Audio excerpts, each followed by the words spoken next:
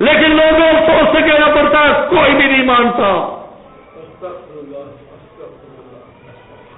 جس کو بھی دیکھو گے وہ دو لفظ توحید کے بیان کر کے آخرکار یہی آئے گا ولی کو کشف ہو جاتا ہے، یہ غیب جانتا ہے. ولی نے فلاں مردہ کو زندہ کر دیا، فلاں مردہ کو زندہ کر دیا، فلاں سیلاب آتے ہوئے فیضان نے فلاں ولی نے قلعہ وہاں گاڑ دیا، سیلاب پیچھے ہٹ گیا. ہزاروں جھوٹے واقعات لکھ کر قوم کو اللہ سے ایسا متنفر کر دیا گیا کہ آج تو اللہ کا نام لینے والا نہیں ہے. اللہ اکبر. اللہ اس لیے قرآن کریم کے دوسری آیت میں اللہ تعالیٰ فرماتا ہے کہ تمہیں ان لوگوں نے کیوں نہیں بچایا جن کو تم اللہ کے قرب کا ذریعہ سمجھتے تھے. مالک کہ جب تمہارے اوپر عذاب آئے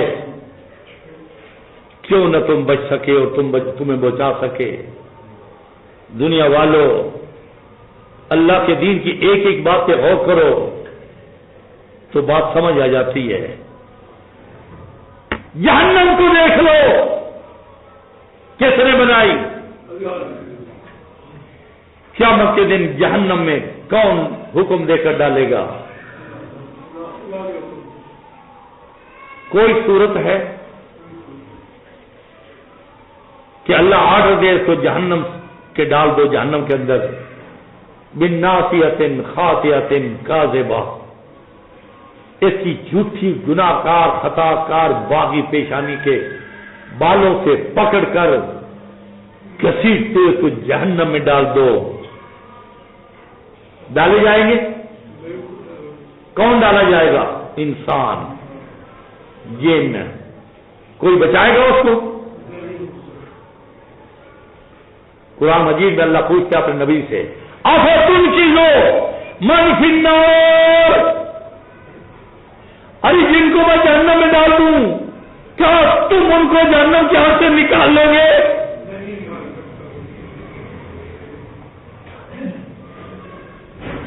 تو پھر کہاں گئی یہ مشکل کشائیاں؟ کہاں گئے حاجت روا؟ کہاں گئے داتے؟ کہاں گئے دستگیر؟ کہاں گئے غوث؟ کہاں گئے گئی بخش؟ کہاں گئے فریاد رب؟ کہاں گئے کلندر؟ کہاں گئے کتب؟ کہاں گئے اقبال؟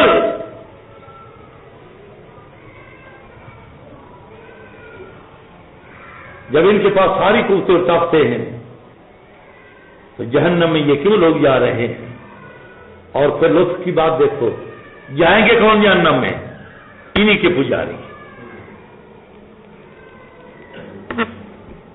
جہنم میں وہ جاتے جو ان کو نہیں پوچھتے تھے تو تم لوگ کہہ سکتے تھے کہ وہ تو ان لوگوں سے ناراض تھے،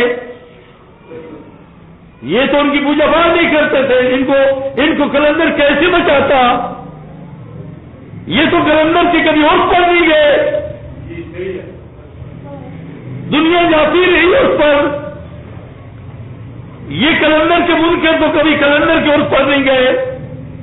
انہوں نے جا کر وہاں کوئی نظر نہیں دی، انہوں نے جا کر وہاں کوئی نیاز نہیں دی، انہوں نے کلندر کو سجدہ نہیں کیا، انہوں نے کلندر کو دور نظر سے کبھی پکارا نہیں، انہوں نے اپنا کوئی تعلق کلندر سے قائم نہیں کیا.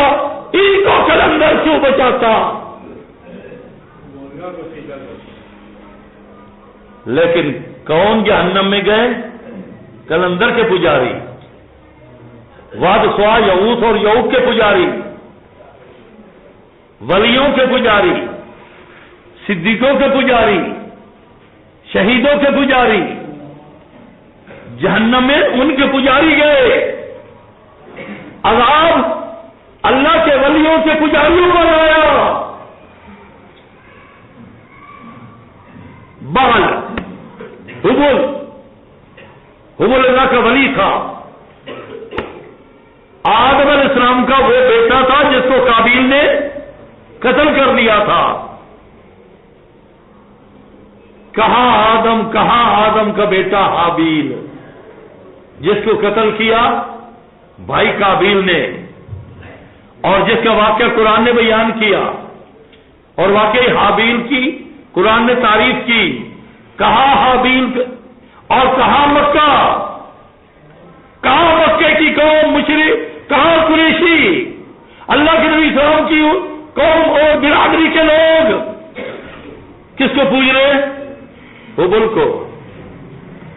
حبل کون ہے؟ اللہ کا ولی۔ پوجنے والے کون ہیں؟ نبی کریم صلی اللہ علیہ وسلم کے رشتے دار۔ لات، تفسیر والوں نے لکھا رجل صالح، یہ بہت بڑا نیک آدمی تھا، ولی تھا۔ یلد سویق، یہ ستو گھولتا تھا۔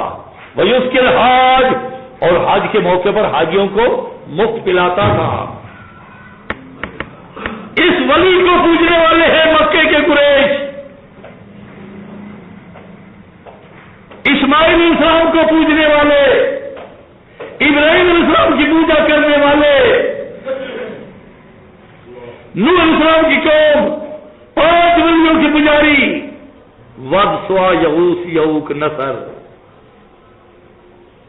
جہنم میں کون جائیں گے؟ انہی کے پجاری، ولیوں کے۔ اور ولی نبی ان کو کوئی بچا؟ واہ، اپنے پجاریوں کو نہ بچا سکے، دوسروں کو تو انہوں نے بچانا ہی نہیں تھا، کیونکہ وہ تو ان کو جھکتے ہی نہیں تھے۔ بچانا تو تھا ہی انہوں نے اپنوں کو۔ 11ویں والا بچاتا 11ویں بانٹنے والوں کو، حبل بچاتا اپنے حبل کی جے پکارنے والوں کو۔ اور تاریخ نے میں بتایا جنگ احد کے اندر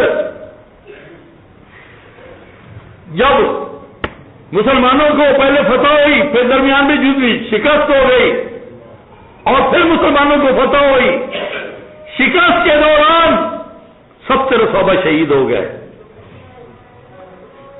اب مشرکین مکہ کا جو سپہ سالار تھا ابو سفیان اور دوسرا خالد بن ولید، ان کے خیال میں یہ آیا کہ ان کا نبی بھی مارا گیا ہے، شہید ہو گیا ہے۔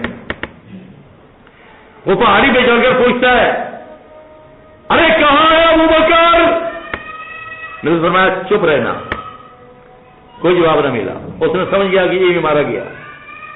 ارے کہاں ہے عمر بن الخطاب؟ رات چپ، اس نے سمجھا یہ ہی مارا گیا، اگر زندہ ہوتا تو وہ یہ جو شیرے لوگ ہیں کھڑ ہو جاتا کہ میں تیرے گردن نوچنے کے لیے موجود ہوں۔ پھر اس نے پوچھا کہاں ہے تمہارا محمد؟ فرمایا چپ صلی اللہ علیہ وسلم۔ جب اس کو جواب نہ ملا وہ سمجھ گیا کہ یہ سارے مارے گئے، بس یہی بڑے تھے جو مر گئے، اب تو ہم نے ان کو ختم کر دیا۔ خوشی میں آ کر کہتا ہے او نو حبل، یہ نعرہ لگایا ہو حابیل کا، جیسے تم نعرے لگاتے یہ قوم نعرے لگاتے، نعرہ حیدریہ، نعرہ رسالت، نعرہ غوثیہ۔ اس نے بھی نعرہ لگا، ارے واہ حبل، تیری مشکل کشائی کا کیا کہنا، تیری حاجت روائی کا کیا کہنا؟ اگر بدر میں انہوں نے ہمارے 70 آدمی مارے تھے، آج ہم نے ان کے بڑے بڑے سب مار دیے۔ یہ تیری مہربانی، یہ تیرا کرم، یہ تیری مشکل کشائی، یہ تیری مدد، یہ تیری نصرت۔ کس کو پکار رہا ہے؟ حبل کو، اللہ کے ولی کو۔ اگر یہ اسی ولی کو پکارتا وہ مر جاتا تو کہاں جاتا؟ لیکن اس کی قسمت اچھی نکلی کہ فتح مکہ پر یہ مسلمان ہو گیا۔ خالد بن ولید بھی مسلمان ہو گیا، اس نے بھی مان لیا کہ حبل کچھ نہیں کر سکتا، لات کچھ نہیں کر سکتا، کوئی نبی کچھ نہیں کر سکتا، سب کچھ اختیار کس کے پاس ہے؟ اللہ کے پاس ہے۔ پھر مالک الملک دیکھو، اس کی نسل امیہ خاندان سے دین کا کتنا کام لیا۔ اس لیے لوگوں جہنم میں ان کے پجاری جائیں گے اور کوئی بھی ان کو بچا نہیں سکے گا۔ تو پھر ثابت ہو گیا جہنم بتا رہی ہے کہ مشکل کشا کوئی نہیں ہے، حاجت روا کوئی کتب، کوئی ابدال، کوئی اوتار، کوئی کلندر نہیں ہے. یہ سارے جھوٹے پسارے ہیں. اگر یہ سچ ہوتا تو جہنم میں یہ اپنے مریدوں کو، اپنے پجاریوں کو نہ جانے دیتے.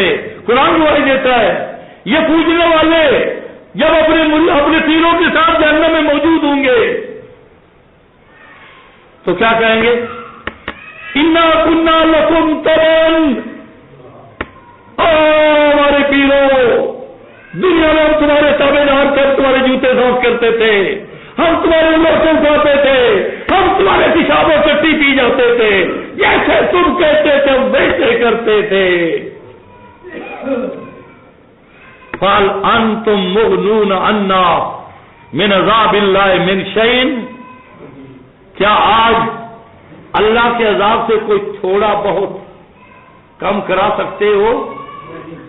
دنیا میں تو ہمیں کہتے تھے قیامت کے دن ہم تمہیں جنت میں داخلہ دلوائیں گے، آج ہمیں کیا جنت میں داخلہ دلواؤ گے؟ تو خود ہمارے کندھے کے ساتھ کندھا ملا کر جہنم میں جل رہے ہو، لیکن کوئی صورت ایسی ہے تمہاری کہ جہنم کا عذاب تھوڑا سا نرم تو کروا دو.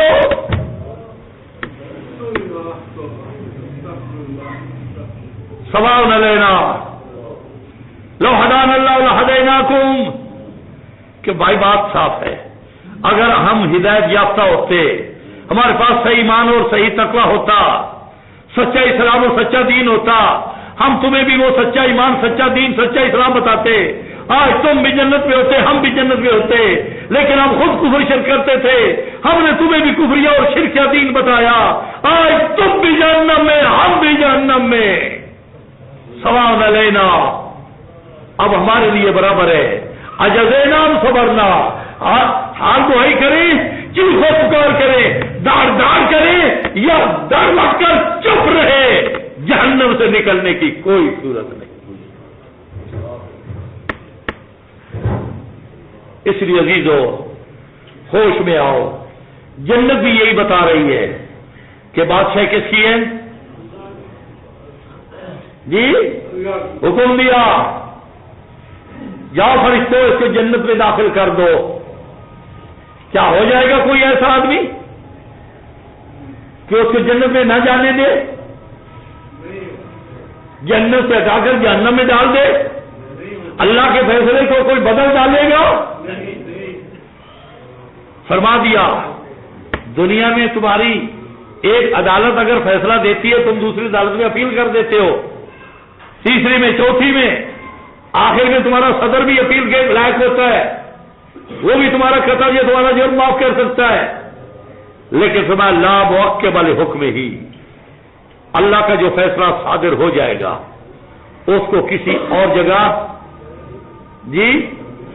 ریٹ نہیں کیا جا سکے گا، اس کے خلاف کوئی عدالت نہیں ہوگی، کہیں اس کی نہیں سنی جائے گی. یہ آخری فیصلہ ہوگا. جنتی کو جنت میں جانا پڑے گا اور جہنمی کو جہنم میں جانا پڑے گا. جنتی کو جنت سے نکال کر کوئی جہنم میں داخل نہیں کر سکے گا، اور جہنم میں داخل ہونے والے کو جہنم سے نکال کر کوئی جنت میں داخل نہیں کر سکے گا. جنت کے اعلان کر رہی ہے کہ لوگوں ساری کائنات اللہ کی مٹھی میں ہے، اسی کا حکم چلتا ہے. اگر ان کا حکم چلتا تو جانا کوئی تبدیلی کرا لیتے، لیکن یہاں کوئی تبدیلی نہیں ہو رہی.